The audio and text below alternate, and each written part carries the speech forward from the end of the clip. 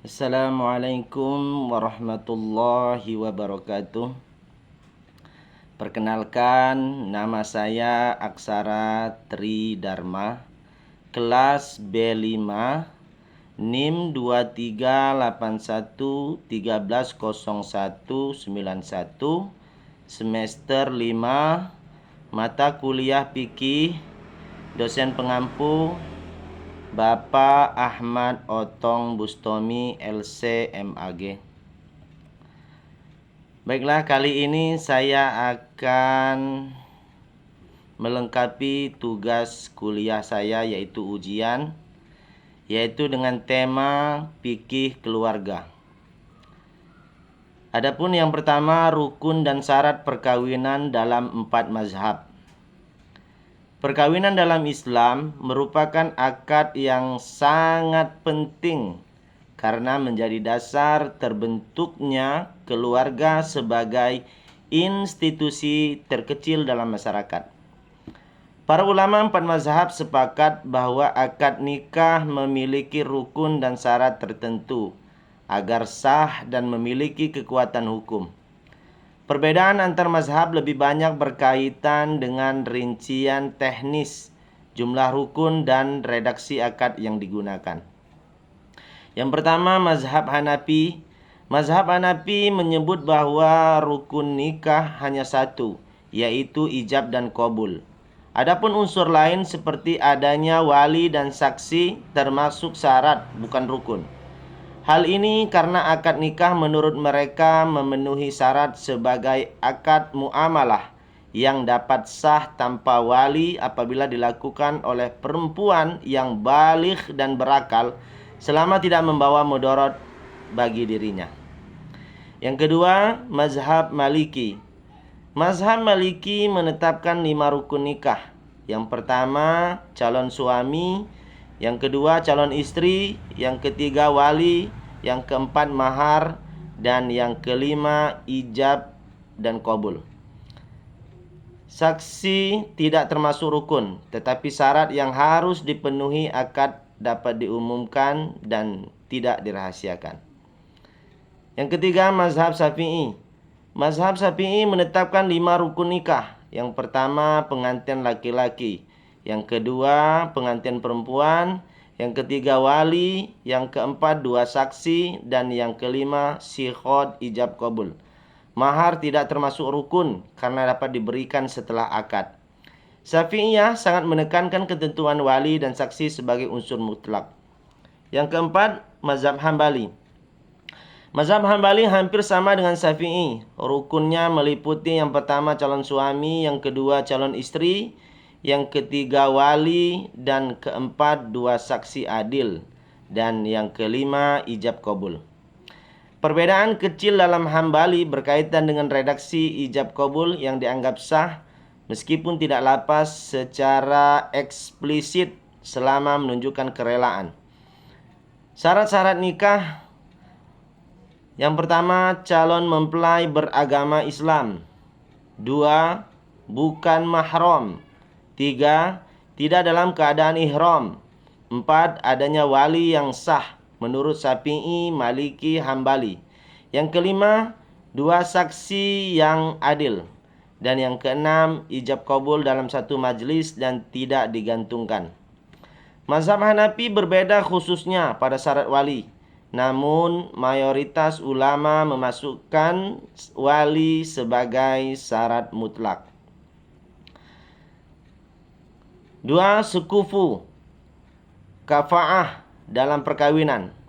Dalil-dalil sekufu. Konsep kufu atau kafa'ah adalah kesetaraan antara suami dan istri dalam hal tertentu untuk menjaga kelanggengan rumah tangga. Mazhab Syafi'i, Maliki, dan Hambali menerima kufu sebagai syarat luzum atau kesempurnaan, bukan syarat sah. Adapun kriteria kufu meliputi agama, nasab, profesi, kemerdekaan, dan akhlak. Beberapa dalil tentang sekufu di dalam Quran surat An-Nur ayat 26. A'udzubillahi minasyaitonirrajim.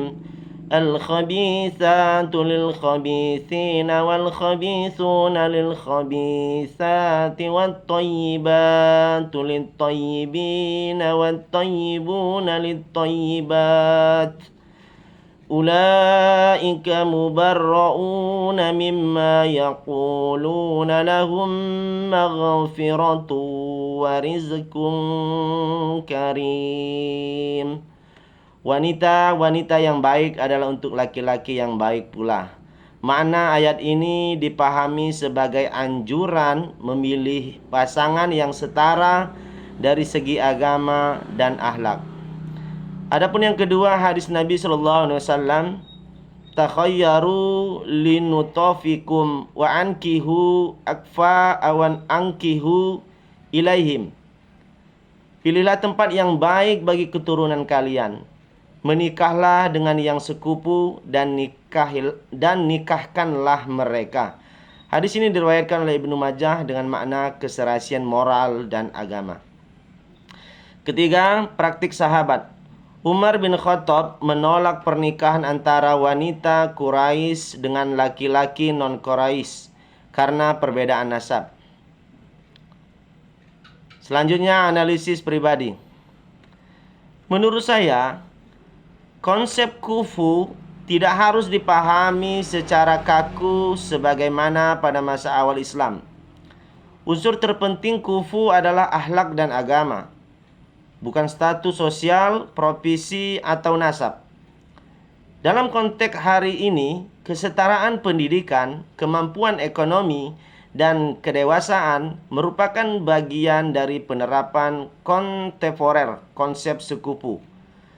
Penekanan utamanya adalah mencegah mudarat dan konflik rumah tangga akibat ketidaksiapan atau ketidakcocokan fundamental. Selanjutnya, hak dan kewajiban suami istri. Pembahasan hak dan kewajiban suami istri perlu dilihat dari dua sudut, fikih klasik dan hukum positif di Indonesia. Perspektif fikih, hak suami. Yang pertama, mendapatkan ketaatan istri dalam hal yang ma'ruf. Yang kedua, istri tinggal di rumah yang layak. Yang ketiga, hak eksklusif hubungan suami istri. Kewajiban suami yang pertama memberikan nafkah lahir, makanan, pakaian, dan tempat tinggal. Yang kedua, memberikan nafkah batin. Dan yang ketiga, memperlakukan istri dengan ihsan. Sedangkan hak istri yang pertama mendapatkan mahar, yang kedua nafkah lahir dan batin, yang ketiga diperlakukan dengan baik dan tidak dizolimi. Kewajiban istri yang pertama taat kepada suami dalam hal yang ma'ruf, yang kedua menjaga kehormatan diri dan rumah tangga, yang ketiga mengatur urusan rumah tangga atau menurut adat. Perspektif hukum negara, undang-undang perkawinan, dan KHI. Menurut komplikasi hukum Islam atau yang disebut dengan KHI, yang pertama, suami berkewajiban memberi nafkah, melindungi istri, dan membimbing rumah tangga. Yang kedua, istri wajib mengatur rumah tangga dan taat kepada suami sepanjang sejalan dengan syariat. KHI, kompilasi hukum Islam, pasal 79-83. Hukum negara menegaskan kesetaraan hak, namun tetap mempertahankan posisi suami sebagai kepala keluarga. Selanjutnya yaitu talak dan khulu dalam hukum Indonesia dan fikih. Talak dalam fikih. Talak adalah pelepasan ikatan pernikahan oleh suami. 4 mazhab sepakat bahwa talak sah jika: yang pertama, 1. diucapkan suami yang berakal. 2. ada maksud untuk mentalak menurut Maliki dan Syafi'i. Yang ketiga, lafaz sarih, sah tanpa niat. Selanjutnya talak menurut KHI. Talak tidak sah hanya dengan ucapan di luar pengadilan. Suami harus mengajukan permohonan ke pengadilan agama pasal 115 KHI. Hal ini mencegah perceraian sewenang-wenang dalam melindungi istri serta anak. Selanjutnya khulu dalam fikih. Khulu adalah perceraian atas permintaan istri dengan memberikan kompensasi kepada suami. Empat mazhab menerima khulu, namun berbeda pada bentuk kompensasi. Mazhab Syafi'i dan Hambali membolehkan kompensasi berupa mahar atau harta yang setara.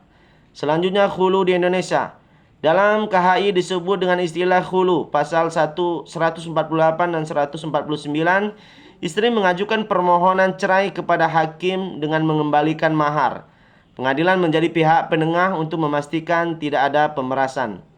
Selanjutnya pembagian waris menurut adat Lampung atau Krui. Di daerah tempat saya ini, pesisir barat Lampung, memiliki tradisi adat yang khas. Sistem pewarisan di daerah ini pada umumnya menggabungkan prinsip Islam dengan adat lokal atau karakteristik utamanya. Yang pertama, aset adat atau harta pusaka tinggi.